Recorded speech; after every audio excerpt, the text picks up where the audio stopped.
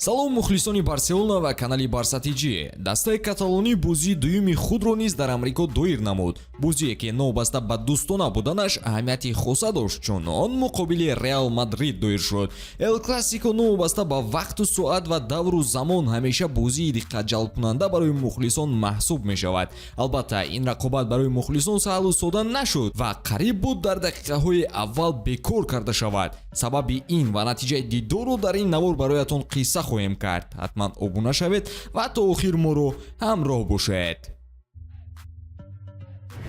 навори мо бо дастгирии ширкати Ягекс омода шудааст, ки ҳамеша бо пешниҳоди коэффициентҳои баланд ва хизматрасониҳои босифат фазои варзиширо васеътар ва тамошои бозиҳоро ҷолибтар мегардонад. Дар Ягекс регистратсия осон ва пардохт аз тамоми гӯшаву канори дунё, вале аз ин ба баъд муҳимтар аз ҳама барои шаҳрвандони Тоҷикистон бонус то 8000 сомони дар аввалин ҳисобпуркунӣ бо промокоди TJBARCA пешниҳод мекунад. Барои соҳиб шудани бонус шумо метавонед ба ссилкаи дар комментария буда дароед. Ба ҳама муваффақият.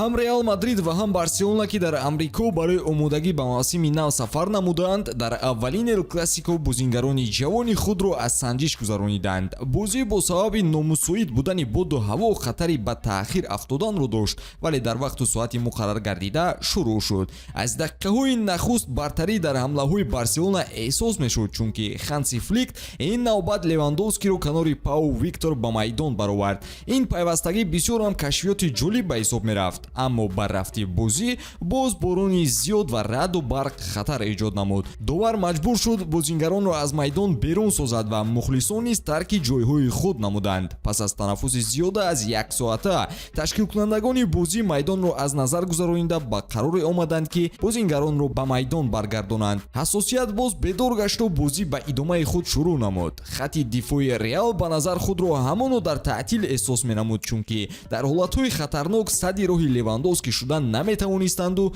танҳо Куртуа бо маҳорати инфиродӣ дарвозаашро аз гол эмин нигоҳ медошт. ин садди роҳи ҷавонони Барселонаро гирифта натавонист ва дар охирҳои нимаи якуми дидор аз паси Левандовски пау Виктор ҳисоби дидорро боз намуд. танаффуси бозӣ 5 дақиқа дарозтар карда шуд, чун ҳамоно бориши борон дар варзишгоҳ қатъ нагардида буд. шурӯи қисми дуюм ҳам бар нафъи каталониҳо буд. маълум мешавад, ки Ханси Флик ба прессинг додан майл дораду ҳамин усулро дар Барса ҷорӣ карда истодааст. пас аз сипарӣ шудани 10 дақиқа аз нимаи дуюм боз ҳамон кашфиёти ҷадиди Барселона пау Виктор дарвозаи Реалро рахна намуд ва ҳисобро 2-0 намуд. тағйиротҳо дар ҳайати ҳарду даста амалӣ шуд, вале ман нафаҳмидам, ки Реал ҳуҷумкор дошт ё раққосҳоро ба майдон баровард. аз дастаи рақибам ҷавонон бо амали таъсирбахш намоён шуданд. партофти кунҷиро дар дақиқаи 82 Нико Пас бо зарбаи сар вориди тури Барселона намуд. коҳиш дар ҳисоби дидор эҳтимолан бо иштибоҳи хатти дифоъ бо сабаби надоштани таҷрибаи кофӣ амалӣ шуд, вале хушбахтона он голи охирин дар рақобати ҳассос гашту бозӣ бо ғалабаи Барселона ба анҷом расид. ин пирӯзии дуюми шогирдони Ханси дар хоки Амрико аст. онҳо дар бозии якум Манчестер Ситиро дучори шикаст намуда буданд. ҳам дар он бозӣ ва ҳам муқобили Реал Мадрид маҳз пау Виктор беҳтарин бозингар эълон шуд ва фикр мекунам ин номро мо акнун зиёд хоҳем шунид. Ханси Флик доиди бозӣ ва ситораи ҷавони худ чунин ибрози назар намуд.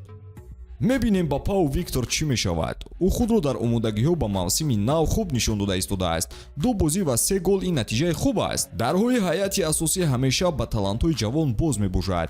оиди бозӣ ҳаминро бояд қайд кунам, ки мо натавонистем давоми 90 дақиқа фишор диҳем. мо бояд болои ин кор кунем, то бештар равиши бозиро бар идораи худ гирем. ин рӯзи фаромӯшнашаванда барои ман аст. бисёр хоҳиши баромад муқобили Реалро доштам ва намехостам, ки бозӣ имрӯз бекор шавад. мо баромадем ва ман тавонистам 2 гол ба дарвозаи онҳо занам. ин ғалабаро ба мухлисон мебахшам, ки моро дар ҳама ҳолат ҳамроҳӣ мекунанд. ба мо мағлуб шудан ба Барселона писанд нест, вале ин бозиҳои санҷишӣ ҳастанд. моро мавсим дар пеш интизор аст ва чӣ хеле ки Карвахал баён кард, давоми мавсим мебинем, ки кӣ ба чӣ кор қодир мебошад. мо ба омодагиҳои худ идома медиҳем ва бозингарони асосӣ ба ҳайат ҷалб карда мешаванд. ин бозиҳо ба ҷавонони хуб аст, ки вақти бозӣ мегиранд. 2 бохт дар ин ҳафта мо парво надорем, зеро он танҳо бозии санҷишӣ асту натиҷа аҳамияти калон надорад. ҷолиб мешуд фаҳмидан ки дар сурати ғалаба ҳам Карло Анчелоти ҳамин суханонро мегуфт ё на. дар ҳар сурат ғалаба аст ва мо мухлисони дастаи каталониро бо он табрик менамоем. фикри худро оиди бозӣ ҳатман дар комментария қайд кунед ва пайгирии канали Барса TJ бимонед. хайр дӯстон.